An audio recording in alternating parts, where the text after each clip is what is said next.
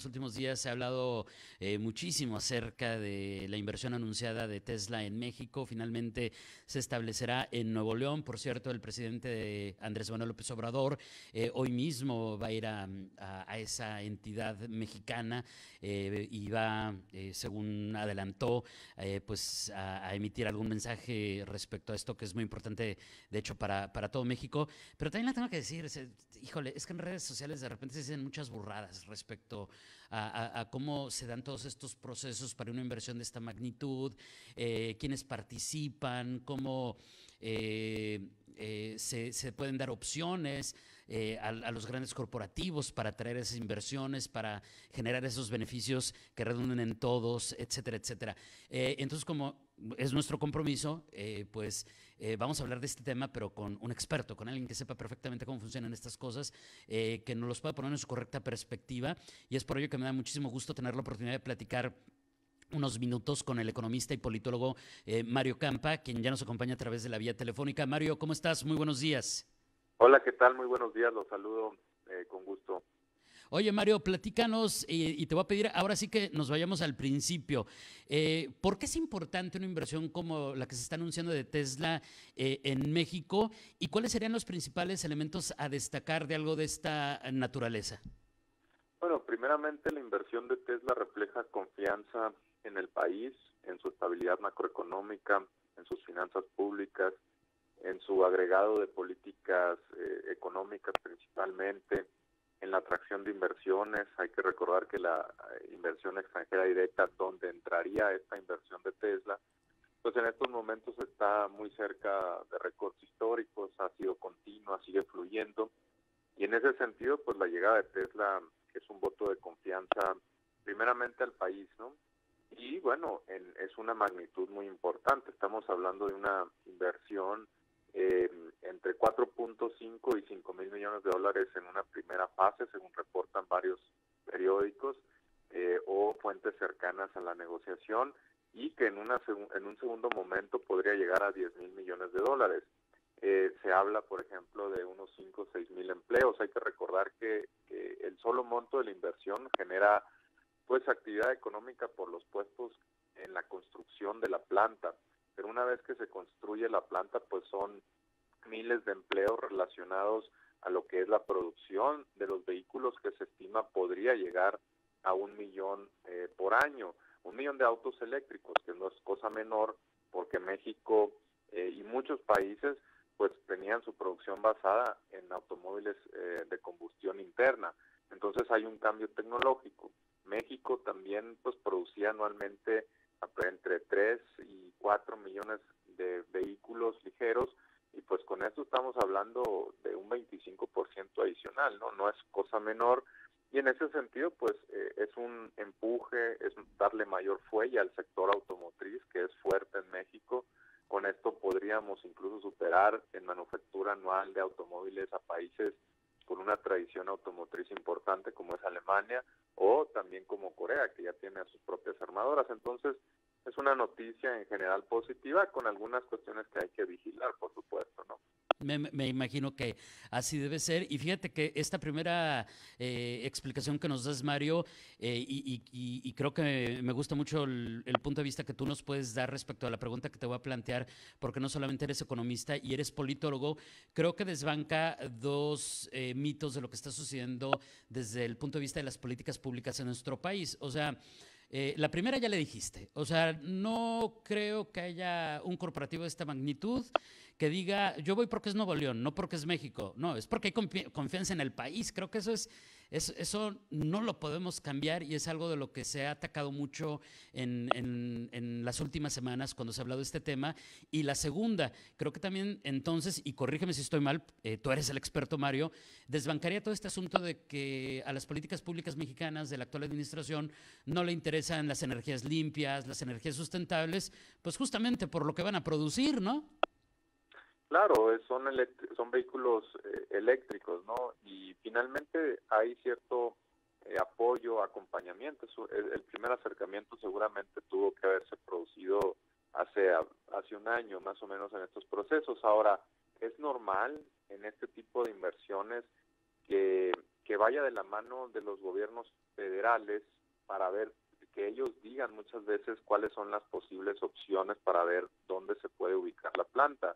Primero identifican generalmente que quiero invertir en cierto país y ya después me voy a cierta zona geográfica.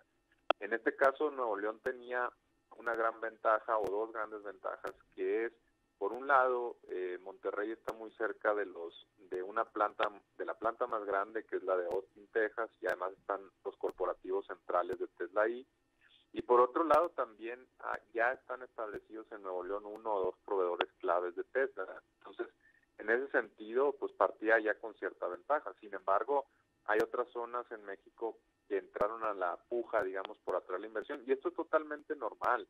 Cuando se dan inversiones de grandes corporativos tecnológicos en Estados Unidos, incluso hay momentos en que se lanzan unas especies de licitaciones privadas para que los estados entren, compran, digamos, las bases de lo que están buscando estas empresas para empezar a competir. Ahora, la competencia en Estados Unidos es un tanto distinta a lo que sucede en México. Allá se basa principalmente por subsidios fiscales.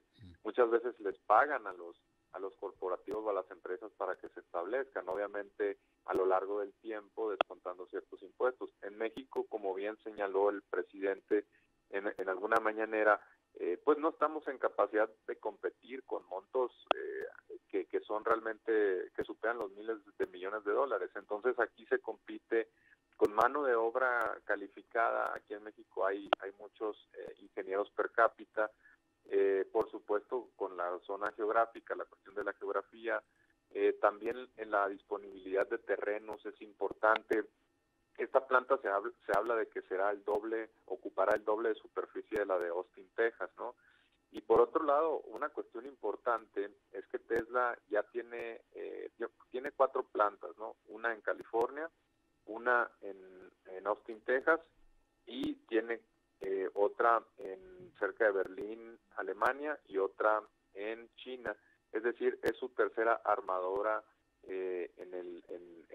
fuera de Estados Unidos. Que sean China, Alemania y México, pues habla de que también Tesla tiene ciertas estrategias para atender a distintos mercados. Entonces, todo esto hay que analizarlo en su conjunto y no simplificarlo a que fue pues una decisión estrictamente política de Tesla de establecerse en Nuevo León, ¿no? Seguramente estuvo buscando en distintas geografías, claro, dentro del territorio nacional, ¿no? Y fíjate que eso es algo de lo que yo pensaba sin ser experto, Mario. Y decía, bueno, pues yo como inversionista, claro que voy a escuchar propuestas y claro que voy a escuchar cuáles son los beneficios de una zona u otra. No me voy a limitar a una o dos opciones. Y seguramente, y a lo mejor no lo sabemos de cierto, este corporativo habrá buscado también opciones en otros países, pero finalmente se decidió por el nuestro. ¿Cuáles serían, Mario, los retos? Una vez que se confirma que viene la inversión, pues también habrá asignaturas, también habrá cosas que, como ya anticipabas, hay que superar. Una vez que se confirma, se va a establecer en México.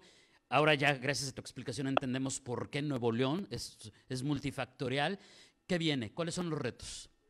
Bueno, uno de los retos principales era resolver el suministro de agua, cosa que se llegó a un acuerdo donde, pues, si bien una de estas plantas demanda un volumen importante de agua, el hecho de que vaya a ser agua reciclada, pues mitiga bastante el impacto, ¿no? En los mancos o en las cuencas acuíferas. Entonces, pues era uno de los principales retos de ubicarse en Nuevo León. Otro tiene que ver, por supuesto, con algunos aspectos que se han presentado con las inversiones de Tesla a nivel mundial. En algunos aspectos, pues se le ha cuestionado cuestiones de derechos laborales, ¿no? Pues, por ejemplo, se rumora que los empleados de Elon Musk pues, trabajan muchas horas a la semana, ¿no? Entonces, por supuesto, hay que cumplir con las obligaciones federales correspondientes. Eso sería un punto a vigilar. Por otro lado, también la cuestión fiscal, que paguen sus impuestos aquí en México, ¿no? Porque hay que recordar que para que Tesla se establezca en México, pues evidentemente está sacando provecho, no sé, de carreteras financiadas a través de recursos públicos para llegar a fronteras que se construyeron con recurso público o para salir a puertos que se financiaron con recurso público, con ingenieros que cursaron en universidades públicas con impuestos de todos, que están utilizando alumbrado público financiado con recurso público, agua también lo mismo, tratada con recurso público. Entonces a lo que voy es que no podemos simplemente porque es una inversión de sí una magnitud muy importante darles un cheque en blanco para que no respeten cuestiones normativas fiscales. Entonces, con que paguen los impuestos que les corresponde aquí en México, ¿no? Y que no lo consoliden en otros países, pues sería muy importante, ¿no? También le daría recursos eventualmente a Nuevo León, pues para que pueda seguir llevando a cabo inversiones en la zona, y me refiero a inversión pública que tiene que ver con urbanismo, ¿no? Para que no haya pues un desorden ahí territorial en la zona, ¿no? Entonces todo esto hay que estarlo monitoreando, por supuesto. Claro, y es sumamente interesante, impuestos, legislación laboral, que por cierto ahí también creo que entraría el TEMEC y demás. ¿Qué hay con el tema que creo que muchos no entendemos muy bien, Mario, de lo que se está diciendo respecto al litio? Porque finalmente se ha puesto esta temática sobre la mesa y muchos han especulado respecto a que realmente de fondo a lo que viene Elon Musk a México es a buscar el litio. ¿Qué tan cierto, qué tan correcto o falso podría ser esto? Yo creo que no tiene mucho que ver con esta decisión, sino es que nada. ¿Por qué? Porque te pongo el ejemplo de Alemania, que son las primeras plantas que tuvo Tesla fuera de Estados Unidos, no produce litio, o incluso en Estados Unidos hay solo una planta que produce litio en todo Estados Unidos y realmente no es muy grande. Entonces, pensar que una armadora tome una decisión basada únicamente en un insumo de muchos que ocupan estos procesos, pues se me haría un poquito descabellado, ¿no? Yo creo que tiene que ver más con cuestiones geográficas, disponibilidad de ingenieros o técnicos, ubicación de proveedores, antes que pensar en cuestiones como el litio. Sí es cierto que el litio ya ocupa más o menos el 10% del costo de producción de un auto eléctrico. En algunos modelos de Tesla incluso va subiendo ese porcentaje, pero aún así, pues México, si bien tiene cierto potencial en este tema, todavía no es un país productor y eso tomará años, y mientras tanto pues Tesla ya estaría produciendo los vehículos, ¿no? Entonces es difícil pensar que esto pueda ser un factor en la decisión, y bueno, ya veremos. Hay otras armadoras, por ejemplo, que han anunciado producción de autos eléctricos, y volvemos a lo mismo. Tiene que ver mucho más con cuestiones a nivel de país que a nivel subnacional, como es la inversión de BMW en autos eléctricos en San Luis Potosí. Ya Ford está produciendo algún modelo en Cuautitlán Izcalli, híbridos en Sonora. Por ahí ya vienen otras inversiones supuestamente en cuestiones de autos eléctricos. Entonces es difícil pensar, para empezar no alcanzaría el litio que produzca México en muchos años como para abastecer a todas estas armadoras que están pensando en hacer inversiones en autos eléctricos, ¿no? Sí, es un gran dato y digo, se vincula, me imagino, porque tiene que ver con la batería de los autos eléctricos, ¿no? Sí es por eso, Sí. ¿no? Sí, el litio, digamos, ahorita las baterías de ion litio son las que han ido ganando un poco de terreno frente a otras tecnologías. Hay algunas compitiendo que eventualmente sería interesante ver su evolución, por ejemplo el hidrógeno verde, pero también está en una etapa experimental. Pero en estos momentos, para la cuestión de las baterías de los automóviles, el litio es un insumo esencial, es el número uno, quizá junto al cobre podría ser. Y pues la densidad del litio, la baja densidad del litio, que es un transmisor y que almacena electricidad, todo eso hacen que sea un muy buen insumo para las baterías. Hay otros metales también conductores, pero ocupan, digamos, más espacio y haría que las baterías de los autos fueran mucho más grandes, ¿no?